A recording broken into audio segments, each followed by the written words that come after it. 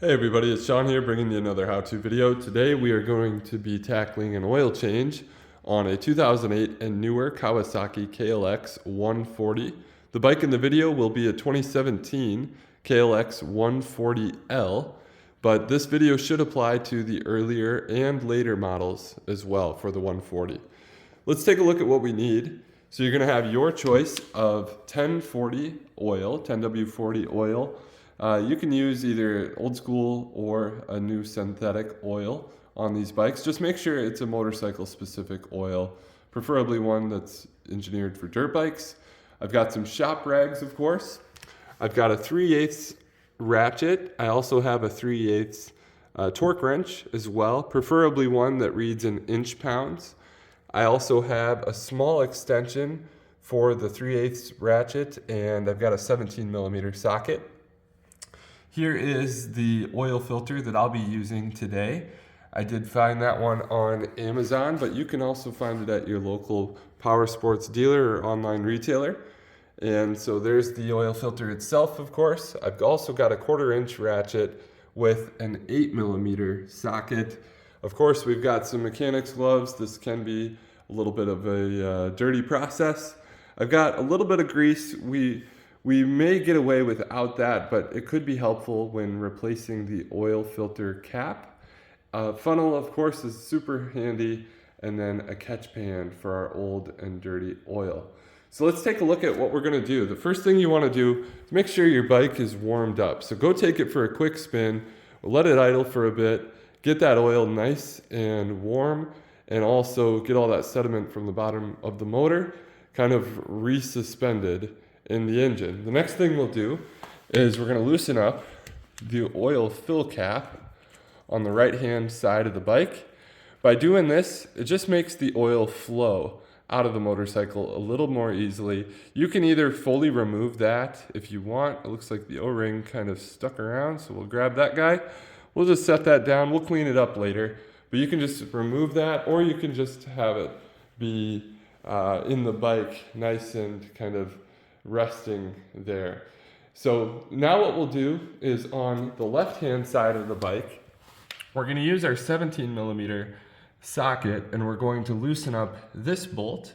You can keep the bike on the kickstand here, and we're going to get our oil drain pan in place so that we can catch that oil as it comes out of that 17mm bolt there. Okay, I'm about ready to remove this oil drain bolt or plug. I did prop something up under my catch pan just to get it a little closer there. And you can see we've got that oil flowing here pretty freely.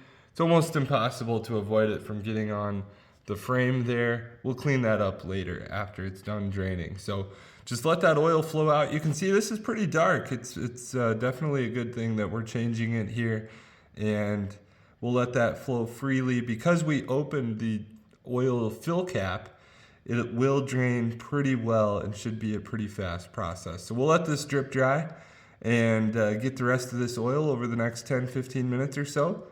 And after that, I might actually lean the bike up, kind of rock it back and forth just to get all of the rest of the oil out of those little channels there in the motor. And we'll make sure we get as much of this oil drained as we can before continuing the process. So one thing I'd recommend doing while your oil is finishing draining is taking your oil plug and specifically your crush washer and cleaning those up really well, and then inspect the crush washer to see if it's got any indentations or if it's potentially smushed. And best practice is always to replace the crush washer every time. You can get away with reusing it. I've done it before, but it is something that I would recommend picking up another crush washer if yours does look to be damaged. Okay, now that the oil is wrapped up draining, we can get that oil fill plug and our crush washer reinstalled. The torque spec for that guy is 13 foot-pounds. So if you do have a torque wrench, make sure you're getting that down to 13 foot-pounds. If you don't, that's okay, but I would not crank on that thing. The last thing you want to do is strip out the threads at the bottom of your motor. So don't crank on that thing, just get it nice and snug. 13 foot-pounds is not a lot of torque. Now on the right hand side of the motorcycle, we're going to remove this oil filter cover or cap. We're going to use our 1/4-inch ratchet with our 8mm socket to remove those 3 bolts, and notice the direction of that triangle, it's facing upward. One thing to note is you may lose a little oil removing that filter cap, so it wouldn't hurt to get your oil pan underneath as well, just in case. Now we'll go ahead and remove the old oil filter. Please take note to look at the orientation of the old oil filter. It's got the grommet side facing inward towards the inside of the motorcycle and fit against that little lip there. After removing the old oil filter, let's go ahead and clean up any remaining oil in that oil filter housing or on the side of the motor case. Now go ahead and do the same for the back side of the oil filter cover and make sure to not lose that spring. Similar to our crush washer, it is best practice to replace the oil filter O-ring. Now, I'll leave it up to you to decide if you think yours is still in good shape. Just be on the lookout for any flat spots or areas that you think that O-ring might have stretched out and won't do its job in sealing that filter cover.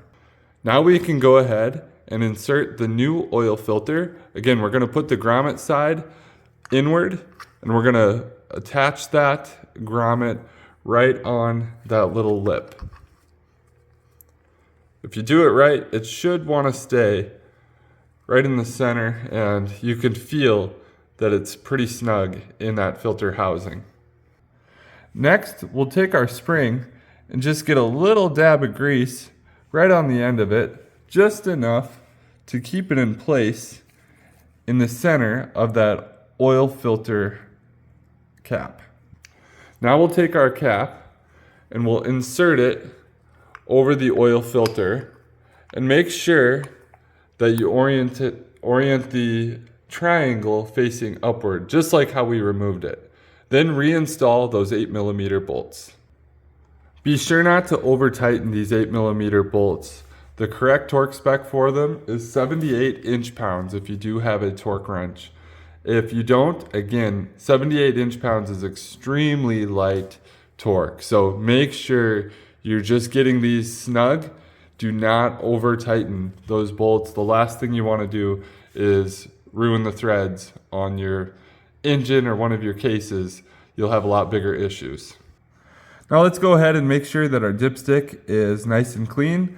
Again, replace that O-ring if need be, or if you want to follow best practices. Now we're going to go ahead and make sure that the fill cap area is clean. As you can see, it's really common for dirt and grime and debris to get trapped behind that oil fill cap mating surface. So we're going to go ahead, clean that up nicely. Make sure you're being very careful not to get any of that debris into the engine case itself. Now we're ready to take our funnel and we'll get ready to fill the bike with some oil. Now, if you have a 2016 or newer bike, it should be a good starting point is around 1.2 US quarts. Could be a little more than that or a little less depending how much oil you actually drain from the motorcycle, but that's a pretty good starting point. Now, if your bike is older than a 2016 KLX 140, then I'd recommend starting with 1 US quart and then checking your dipstick from there, as they did up the amount of oil for the capacity in 2016. So again, 1 US quart if your bike's older than a 2016 model, or if it's newer than a 2016 or is a 2016 model, then let's shoot for 1.2 US quarts as a starting point. After you've filled the bike with the starting point of oil, tip the bike upwards and balance it as if it were no longer on the side stand. And per the US service manual, you want to screw the dipstick all the way down. Now, that's different than a lot of bikes I've had in the past. Usually you just set the dipstick in without screwing it, but the Kawasaki service manual calls to actually screw the dipstick in while the bike is perfectly straight up and down. And what you want to see is that oil level is right in the middle of the cross hatching. So you can see the two little areas of the cross hatching. There's a bar in the middle. You want it to be right in that middle section. Once you get it there, you can go ahead and start the bike, let it run. That'll cycle some oil into the oil filter, and that will allow you to then go ahead and recheck that oil level. You'll probably have to add a little more oil to get it right in that cross-hatching midsection again. But once you've done that, you are ready to go. Congratulations, you've knocked out the oil change process on your KLX 140. Go rip around, have some fun, and as always, ride safely. If I was able to help you out today in getting your own oil change, please like and subscribe for more how-to videos, and I'll keep these coming. Thanks everybody, take care.